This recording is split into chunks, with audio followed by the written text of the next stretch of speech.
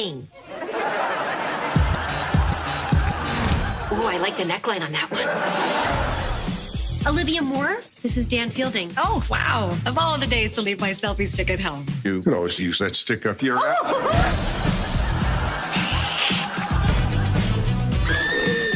Who threw the first punch? You did! Cut it out!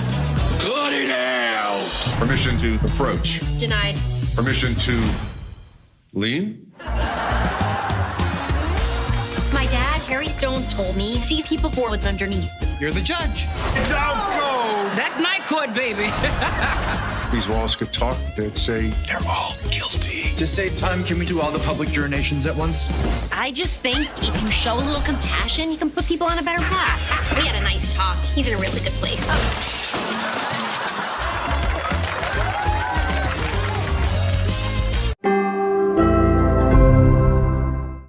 Boom, there you go. That was the trailer for Night Court. It's back, y'all. The legendary series. It's on NBC. I'm Kuya P. This is Nerds Rule the World. And as you see on the screen, I have a special guest, Gurgs herself, Lacretta. How are you today?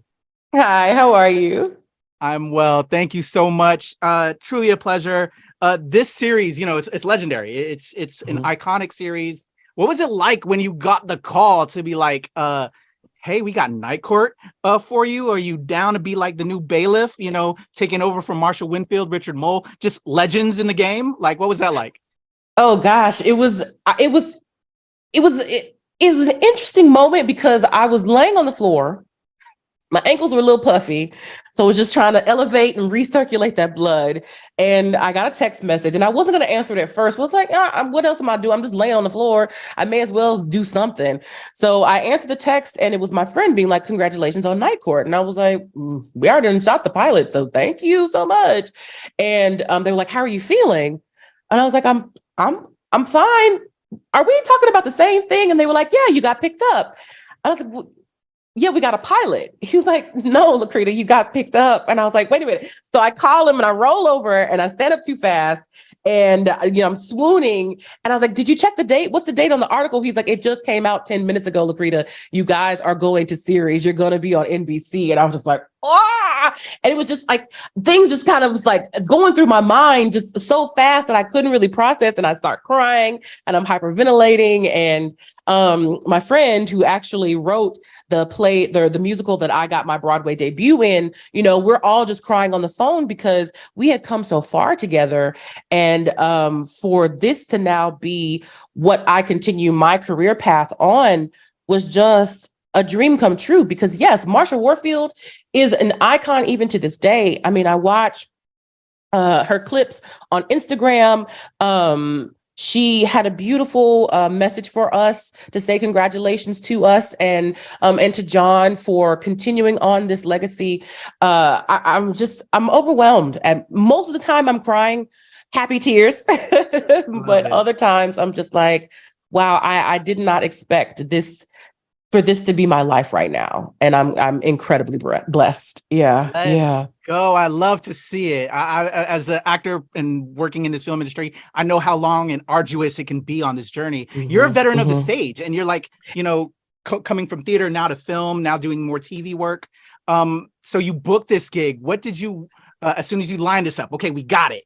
Like, what did were there any notes that you got from the production, or was there anything that you for yourself wanted to bring to make this more, Lacretta is Gurgs, you put your stamp on it? For me, the project that I had done before, this is not my first pilot. The project that I worked on before was for FX, and it was single cam. And so I was saying to myself, Lacretta, you really have to trust your funny. Trust your comedy, trust your timing, trust yourself, because when you're doing single cam, everyone has to be very quiet because you got to make sure that you can get everything to line up once you finally do your edits. Thankfully for us, we have a live studio audience on Fridays. So even from Monday when we're doing the table read up until Friday when we yell cut and we can go home, everyone is laughing. Your crew is laughing. Anyone who is there that's not like in the scene with you is laughing. And so you can kind of gauge and see how things are going. And that was refreshing. So I was like, I went into the project being like, oh, you got to trust yourself, and also trust your leadership, but also to see that it was going to be much more like theater where I'm comfortable. Then that was just like, oh, well, I know what I'm doing. I'll be okay. I feel that because you get that instant input, that you got from theater, right? So that tells you you're killing it. I love that.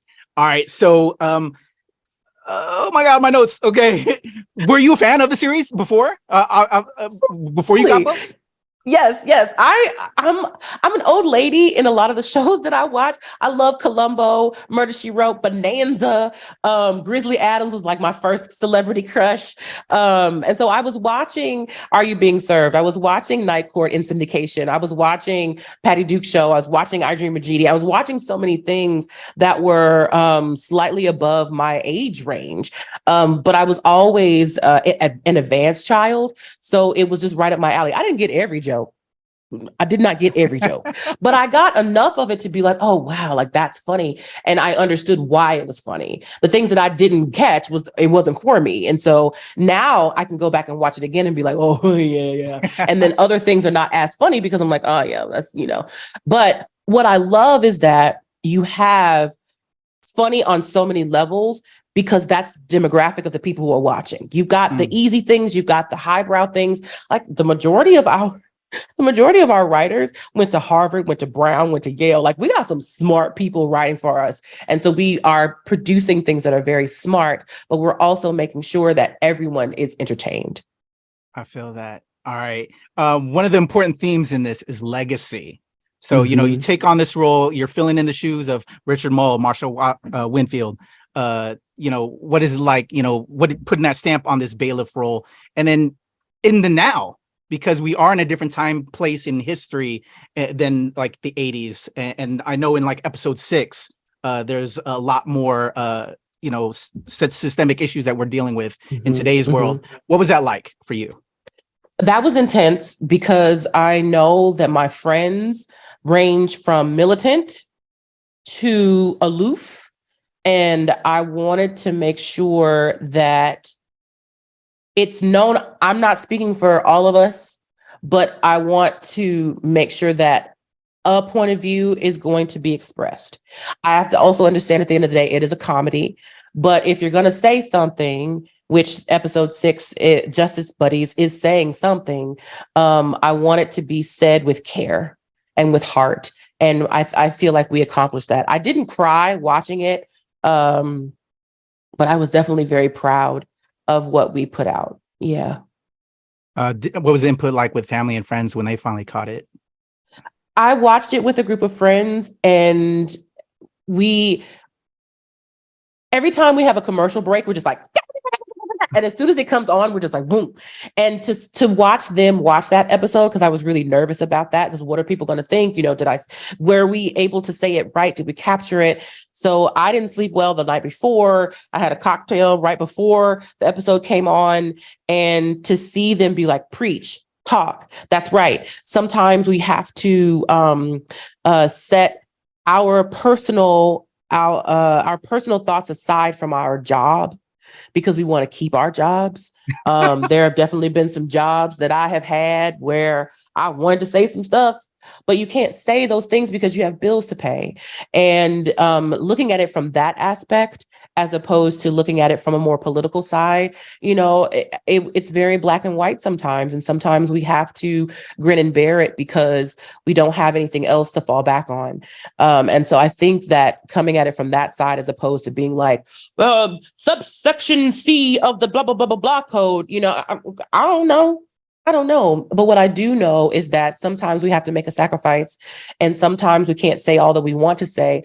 But when we decide to say it, we have to understand that we might lose it all. So when you say it, then you better say it right. Let's go. Lessons right there. Let's go. Life Dropping lessons, honey. on them.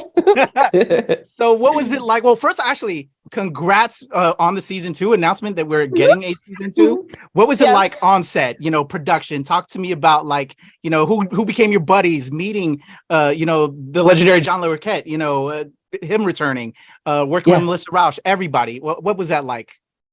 It has been the best experience of my entire career. I want to go to work, even when my feet hurt, even when my back is tight and locked up. I want to be there. I want to be on set. I want to see my friends. I want to see my people. I want to read the script. I want to see what the changes were.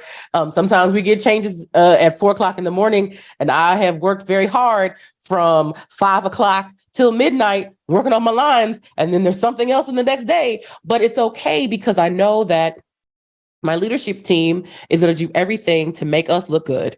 And that if we don't quite memorize it word for word, we're not going to be sent in the corner. Like, it's going to be all right. As long as we can get the essence, the gist of it.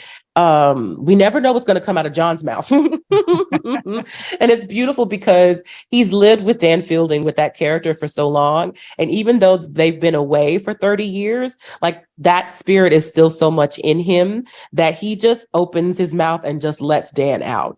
And it's amazing. It's a masterclass every time to just watch him.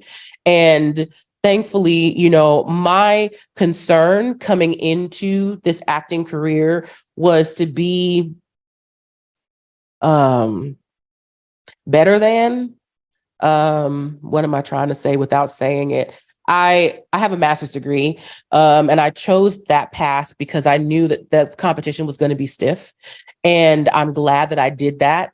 Coming in, you don't have to do that. If you can get your life experiences together, you can train. That's training. I chose to pay for it, get the papers. I still don't have the papers. I owe a lot. It's okay. But here I am today. I feel that. Here I am today. Really feel but that was my journey. And I'm glad that I did that, because to be able to stand up against John Lacretta, like, the intimidation that I would have felt had I just came straight out of Kansas City, Missouri, and I'm not knocking Kansas City, but the things that I have lived in between graduating high school and today have prepared me to be able to stand toe to toe with him. And I wouldn't have had it any other way. There have definitely been some years that have sucked, but that has what prepared me to get to here. Let's go. I feel all these lessons. It's real talk. You got to live this life, and then you'll learn. You have to. I feel that. Congratulations to you. You love to see it. Thank you. I'm Nerds Rule the World. That's our team, is Nerds Rule the World. I see you're a bona fide nerd. I see you're in that game here right now. Yes.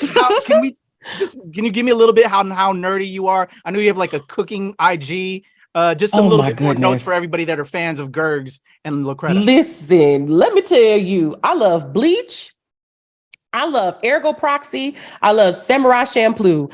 I love Cowboy Bebop. I love the Yakuza franchise from Sega.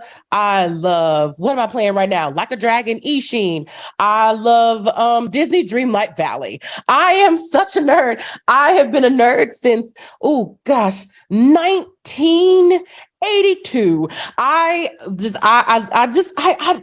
wish I had more little figurines. I wish I had more video games. I wish I had a collection of dominoes. I wish I had black playing cards. Oh my God, I can't even, so many things are flooding my mind right now. I want to take more cooking classes. I want to watch more anime. I have some Shonen Jumps. My friend was working in Japan for a long time. I have Shonen Jumps. I don't understand what's happening in there. It's all in kanji, but I sure do look at them. And he got me a set of, what is it? Battle Royale. I don't know what's going on. I read them. I look at the pictures. She's dead. Okay, got it. We'll just flip to the next page. I think I'm reading them backwards as well. But it's all right. They're mine and no one's watching. And one day I'm going to sit down with a friend who can read kanji, and we're going to have story time with all my Shonen Jumps and all my manga. Dope. Can we get you like doing some voiceover work or like some live action? Would you like to get down? You're part of Night Court, right? Absolutely. You're stepping into legendary series. Like what would be like the top like property out there that you'd love to jump into if given the ability? an opportunity. Oh gosh. Ooh. Okay. Oh gosh. Okay. So, oh man, there's so many. Whatever you would have me do, I will do it. I would love to voice a video game character. I don't know if they're going to make any more Uncharted, but like, can I get on that? Who else? What other video? The sky is the limit. Let's just put it like that. The sky is the limit. Yes, I've had some auditions for some video games. What I love more, absolutely. My manager is working on that. We're going to try and build a team, a voiceover team for myself. I have a friend who is in it. They will fly her overseas and she will do, listen, Samia is amazing. Oh gosh, I can't, it's such a broad question. And it's just, there's so many images that are flooding my mind right now that I can't. It just shows you're a true nerd. It shows you're a true nerd. I love it. I want to just, again, congratulate you on season 2. Just your presence, the comedy that you're able to do, and just how deep episode 6 went down with Justice Buddies. Wishing you all the best. Like, you're on my radar now. You're on my girl Heather, who was supposed to do this interview, today's radar. She loves you. We can't wait to see what more you're gonna do. For everybody watching that, let's tell them to tune in to season 2. Some final words to the audience about Gurgs and Lacretta.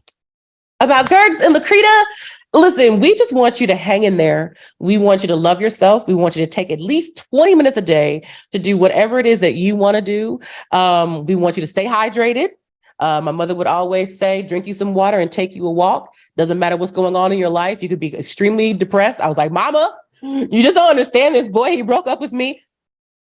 Drink you some water and take you a walk. Rehydrate and circulate that blood, honey. And everything is going to be okay. We want you here. We want you to stay.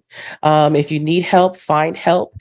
If you have help, love on that help. And like I tell my friends on Twitch, tell the people that you love them. There we go. I'm going to have all of Lacretta's links in the description below, y'all. Yes. I'm going to subtitle this Lacretta's Life Lessons. Because we got it. We talked all things Night Court. We talked things nerd. I'd love to chat with you again as you continue to build this amazing career. This is truly a pleasure. Thank you. Oh, thank you for having me. All right, y'all. It's your boy Kuya P. This is Nerds Rule the World. Make sure you tune in to season 2 of Night Court and check out all the seasons available right now on Peacock. All things NBC. You know it. Night Court is back, and we got Lacretta in the house. Bye.